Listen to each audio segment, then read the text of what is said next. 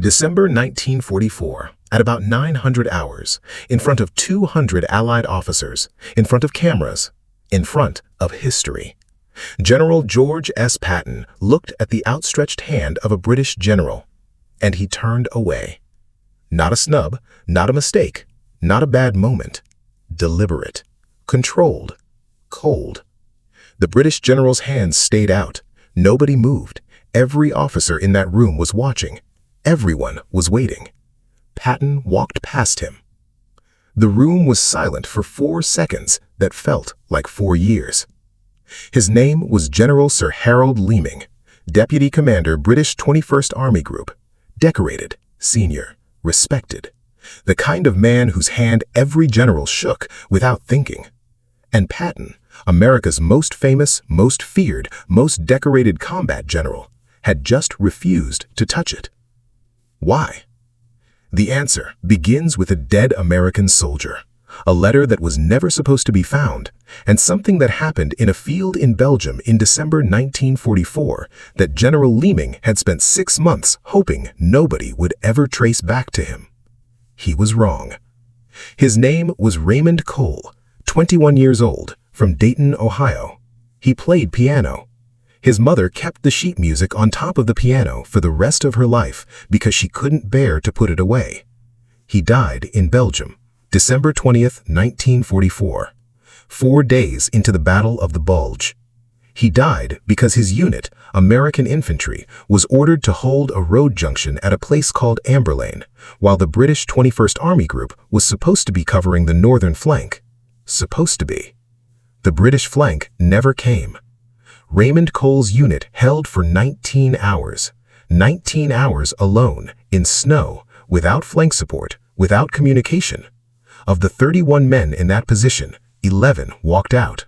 Raymond Cole was not among them. His mother, Mrs. Eleanor Cole of Dayton, Ohio, received the standard telegram, missing in action, presumed killed. She also, 4 months later, received something else. A letter, not from the army, from a British intelligence officer who felt he could no longer stay quiet. That letter exists. It is in the U.S. National Archives in Washington, D.C., filed under 3rd Army Communications 1945, reference Case 7741B. It is 5 pages long. The last paragraph is the reason an American general publicly humiliated a British general in front of 200 Allied officers and never apologized. If you are not subscribed yet, subscribe right now. Hit the bell, because this story goes places that official history chose not to. For Raymond Cole, for Eleanor Cole, who kept the sheet music on the piano. Now, let's go back to December 1944. The Ardennes offensive began at 5:30 in the morning. 200,000 German troops, 600 tanks, advancing through a front that Allied commanders had left deliberately thin because they believed, were certain, the Germans had nothing left to give. They were wrong. Within 24 hours, the Allied line had fractured. American units across the Ardennes were cut off, surrounded, or retreating. The weather had grounded air support. Communication lines were severed. Local commanders were making decisions in the dark with incomplete maps and soldiers who hadn't slept in 36 hours. It was the largest and bloodiest American engagement of the entire war in Europe. 80,000 Americans killed, wounded, or captured in 5 weeks. That is the scale of what was happening. Into that scale, into that chaos, place one unit. 31 men. A road junction 4 miles north of a village called Amberlane in eastern Belgium. Their orders? Hold the junction. The northern flank is being covered by elements of the British 21st Army Group. The junction controlled access to a supply route that, if lost, would open a corridor for German armor to push 30 miles west. Hold it. Simple. Their commanding officer was 2nd Lieutenant George Marsh, 23 years old, from Kentucky. He had been an officer for 4 months.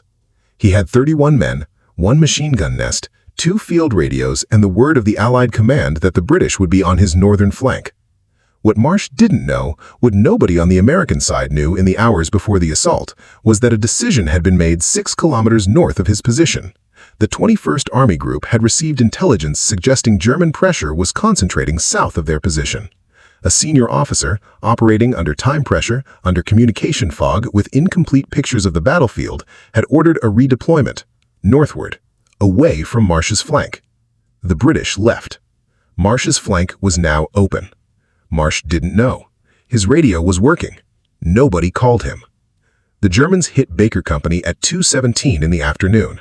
Marsh sent 2 radio transmissions in the first 10 minutes asking for flank support. No response. He sent 3 more in the next hour. No response. He held the junction with 31 men for 19 hours. The Germans attacked 4 times. The 4th time, at 9 a.m. on December 20th, they came through the open northern flank, exactly where the British were supposed to be. Of the 31 men who held that junction, 11 walked out. 20 died. Raymond Cole was among the 20. He was found in the snow, 20 meters from the machine gun position, facing north, the direction the support was supposed to come from. Baker Company held that junction for 19 hours, alone, without flank support, sending unanswered radio calls into silence.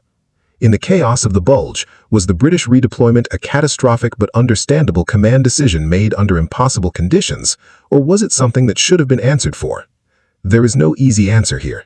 Tell us what you think in the comments, and tell us why. General George S. Patton, Jr. received the call on December 18th. Eisenhower wanted him to turn the Third Army 90 degrees north, a movement of over 100,000 men, in snow, in darkness, in the middle of a German offensive, and relieve Bastogne within 48 hours. Military historians still argue about whether it was even possible. Patton did it in 72 hours. He is remembered for Bastogne, for the relief, for the speed. What he is not remembered for, what was never in the official record, was what happened in the weeks after the Bulge, when the reports started coming in. Patton read them all. Every after-action report, every casualty list, every failed radio transmission log. And somewhere in that reading, in those weeks of grinding through the paperwork of a battle that had killed 80,000 Americans, he found Baker Company. The after-action report for Baker Company was filed by 2nd Lieutenant Marsh, one of the 11 survivors, on December 22, 1944. It was 4 pages. Most of it was tactical, positions, German unit identification, timeline of attacks, ammunition expenditure. But the last paragraph was not tactical. Marsh wrote, and this is in the record, he wrote, "I transmitted requests for flank support 6 times between 1400 and 1500 hours on 19 deck. No response was received. I subsequently learned that British forces had redeployed northward prior to the German assault. I am not able to determine when this redeployment occurred or whether it was communicated to any Allied command. I am recording this here because 20 of my men are dead, and I believe someone should explain it." That paragraph was filed, it traveled up the chain, and it stopped. Not lost, not misfiled, stopped. Someone at some level of the Allied command structure decided that paragraph was not going to proceed further. Patton found it 6 weeks later, in a supplementary file, cross-referenced under a different report number. He read it once, then he read it again. Then he asked his aide, Captain David Rourke, one question. Who commanded the British flank at Amber Lane on December 19th? Rourke checked. He came back with a name. General Sir Harold Leeming. Marsh's report, naming the British redeployment, naming the unanswered radio calls, was filed and then stopped. Not lost, stopped. In the Allied chain of command in December 1944. Was that the right call? Suppress a divisive report during an active war to preserve Allied unity? Or should it have gone all the way up, regardless of the political consequences? What would you have done with that paragraph? Tell us below. Please take a second to like and subscribe to this channel. Patton now has the name. He has the report. He has the timeline. He has the 6 unanswered radio calls. And he has something else. Because 3 weeks before this, a letter landed on his desk from a woman in Dayton, Ohio, a mother, who had received a letter from a British intelligence officer who couldn't stay quiet. Patton had read that letter too, and when General Leeming walked into that ceremony 6 months later with his hand out, he had no idea what Patton was carrying. Subscribe right now if you want to see what was in that letter. Hit the bell. This is the part that changes everything. His name was James Whitfield, 34 years old, from Bristol, England. He was a British intelligence officer attached to the 21st Army Group headquarters during the Bulge.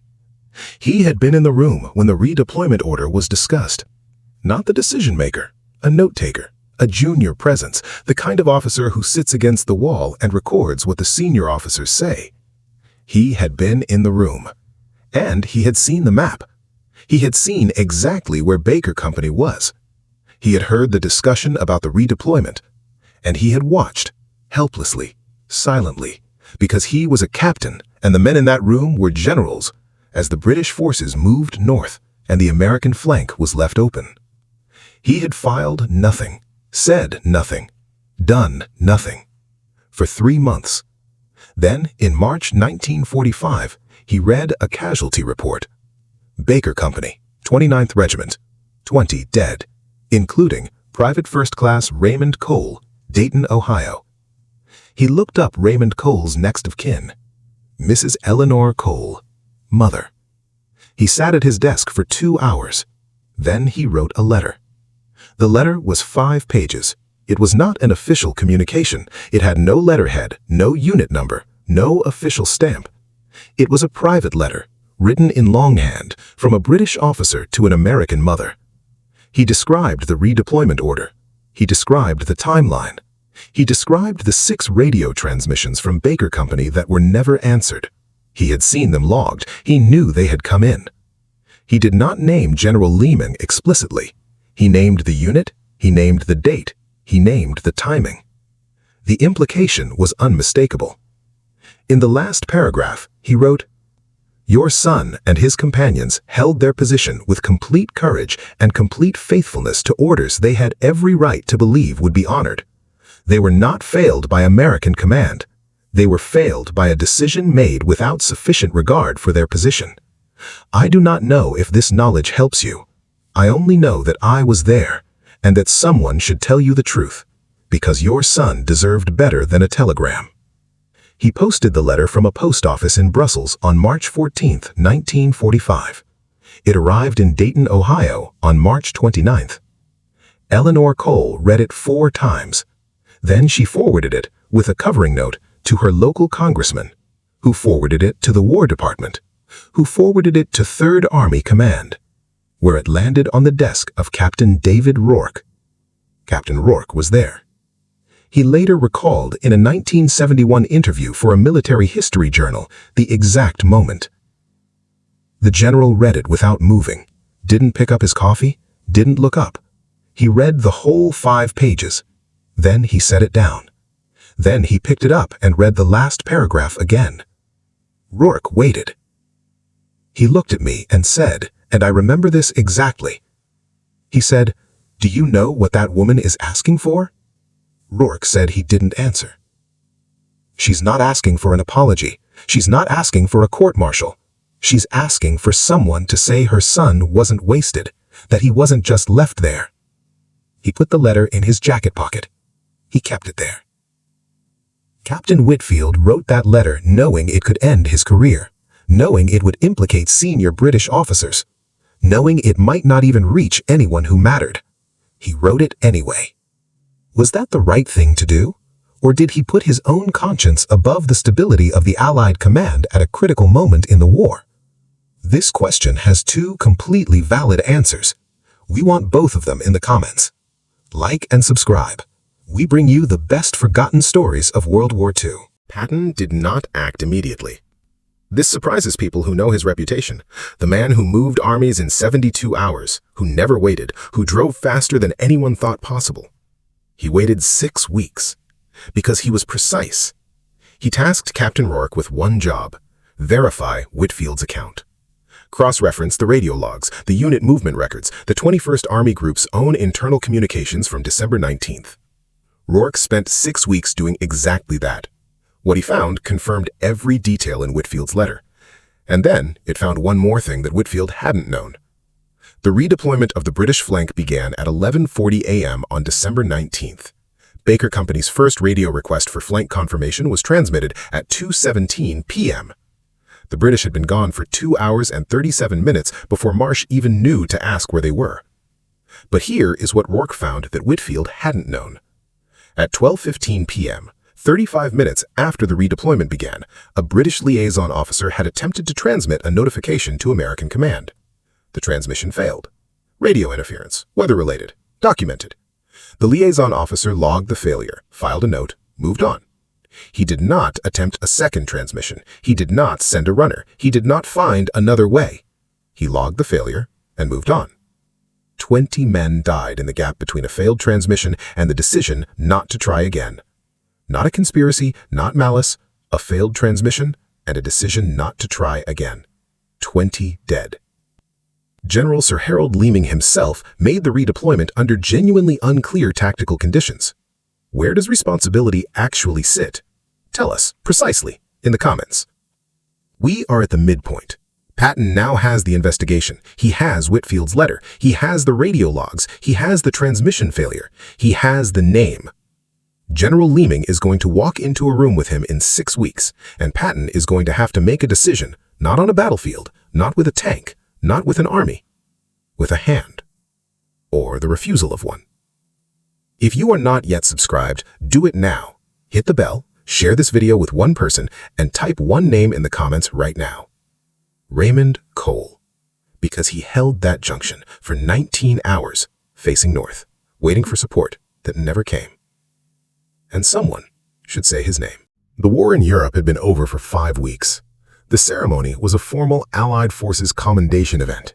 Senior American and British officers, medals, handshakes, photographs, the kind of event designed to seal the alliance with ceremony and mutual respect. 183 officers present, photographers, official army documentation. Patton arrived with Rourke at his left shoulder. He had Eleanor Cole's letter in the inside pocket of his dress uniform. He had kept it there for 6 weeks. Rourke later said, he was quiet on the drive over. Not the kind of quiet before a battle, the other kind, the kind that meant he had already decided. The receiving line was standard protocol. Senior officers moved through it, hand to hand, greetings, brief words, photographs. General Leeming was the 4th officer in the British section of the line. Patton reached the 1st British officer, shook his hand, a word, moved on. 2nd British officer, hand, word, move. 3rd. Then Leeming. Leeming extended his hand, the way men do in a receiving line, automatic, unthinking, a social reflex built by decades of military ceremony. Patton stopped. He looked at Leeming's hand. He looked at Leeming's face. He said nothing.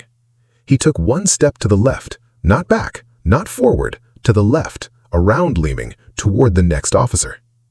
The next British officer, Brigadier Forsyth, had his hand out by reflex. Patton shook it. He moved on. For 3 full seconds, Leeming's hand was still extended to empty air. Then he lowered it. The photographers had been taking continuous shots. 2 of them caught it. What Patton said and didn't say. After the ceremony, Rourke accompanied Patton to an anteroom. Rourke waited to see if Patton would say something. He didn't, not immediately. Then, while he was removing his dress gloves, Patton said, quietly, to nobody in particular, "A man who doesn't fight to keep his word isn't worth a handshake." Rourke did not respond. He wrote it down that night. Was it aimed at Leeming? At the Allied command structure that buried Marsh's report? At the liaison officer who filed the failed transmission and walked away? Rourke spent the rest of his life with that question. He said in his 1971 interview, "I think he meant all of it. I think he meant the whole chain, from the decision to the transmission to the report that was stopped to the 6 months of silence, all of it. A man who doesn't fight to keep his word isn't worth a handshake." 12 words, no target named, no accusation made. 200 officers heard the silence.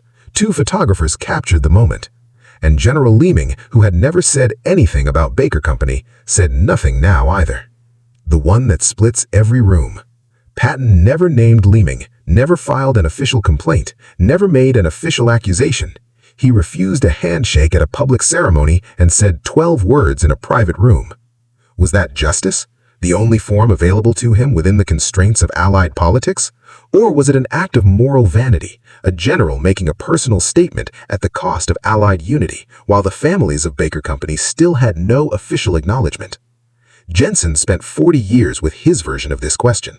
Rourke spent his whole life with this one. What do you think Patton should have done instead? Tell us. Comment below, like, and subscribe. The two photographs taken during the ceremony were never officially published. They were filed, archived, available, but never circulated by the Army press office.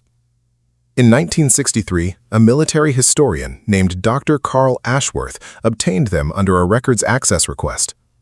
He published one in a 1964 essay in Military History Quarterly.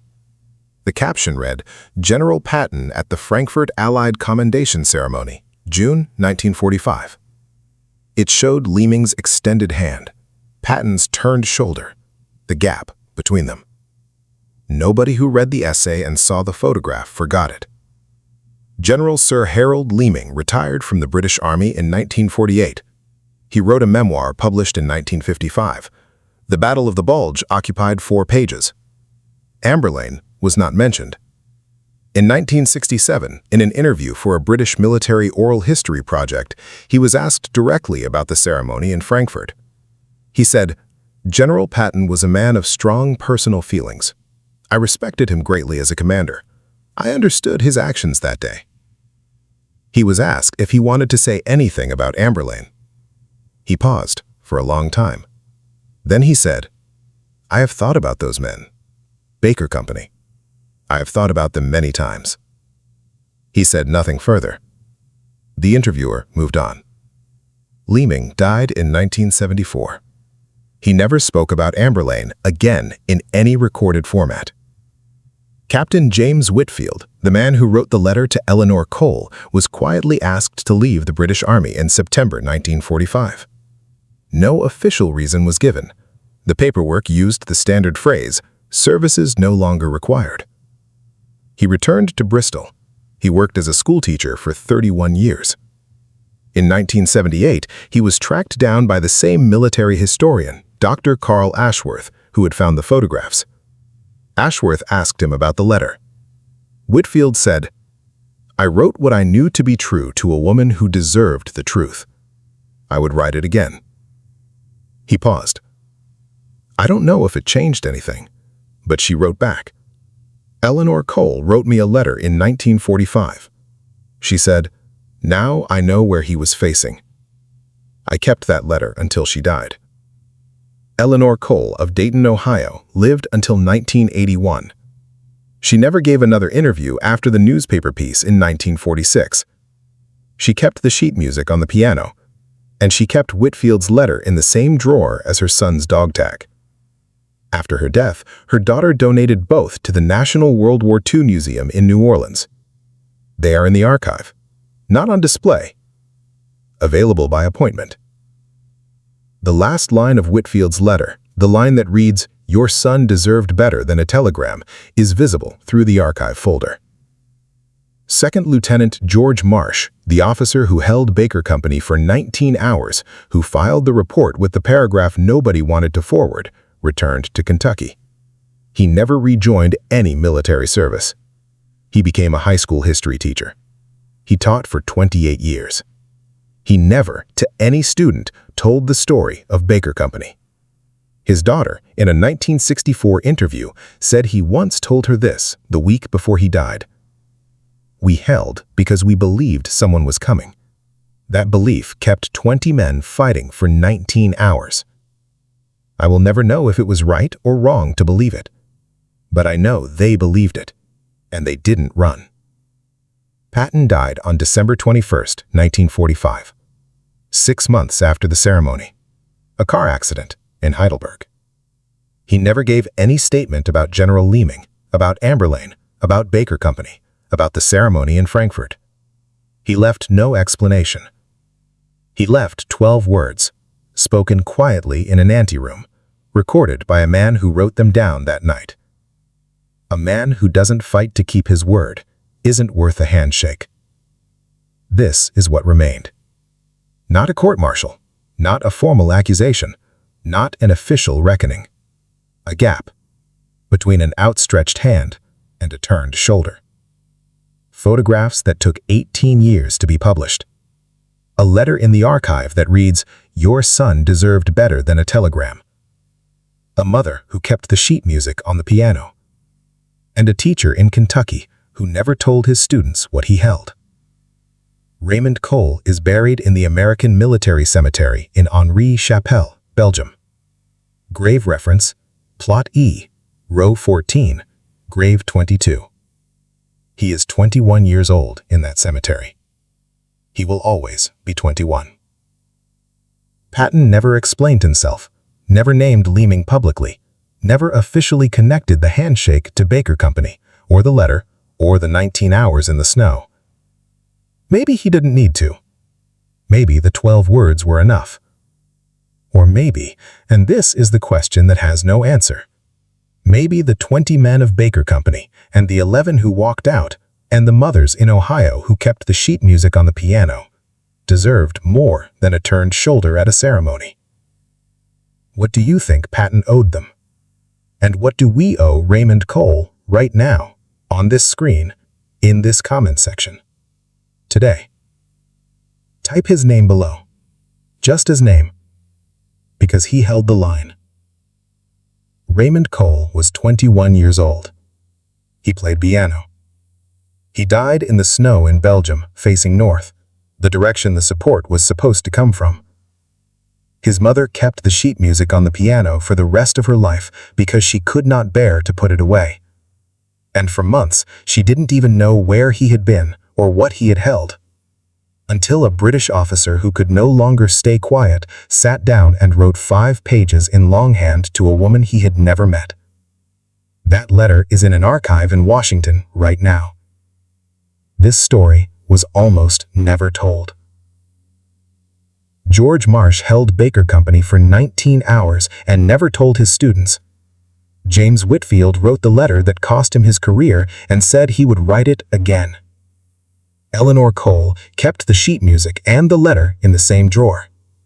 And Patton, the most feared general in the American Army, walked past an outstretched hand because 20 men held a road junction alone in the snow. Type Raymond Cole in the comments. Just his name. Because someone should say it. Because he held the line when nobody came. Hit like, not for the algorithm, for Raymond. Subscribe, because this channel finds these stories.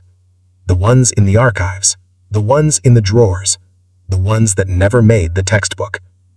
Every week. You do not want to miss them. Share this with one person who needs to know that ordinary people held impossible lines because they believed someone was coming. And comment. Tell us what Patton owed Baker Company. Tell us about Raymond Cole. Tell us what those 12 words meant to you. The least we can do is make sure this story survives the week. We'll see you in the next one.